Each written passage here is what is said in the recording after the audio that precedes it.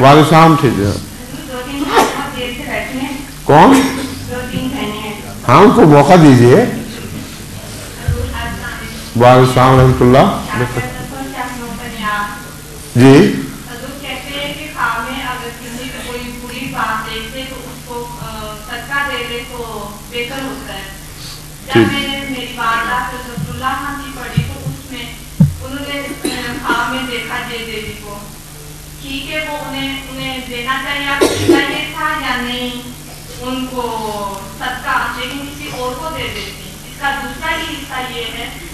نہیں بات سنیں ایک منٹ.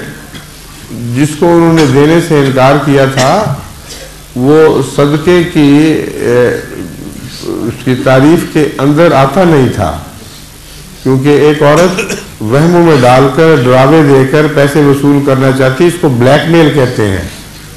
اگر وہ مان جاتی تو وہ صدقہ نہ ہوتا، بلکہ خوف کے نتیجے میں، شرک کے نتیجے میں ایک خیرات کہلاتی، وہ ہرگز صدقہ نہیں تھا.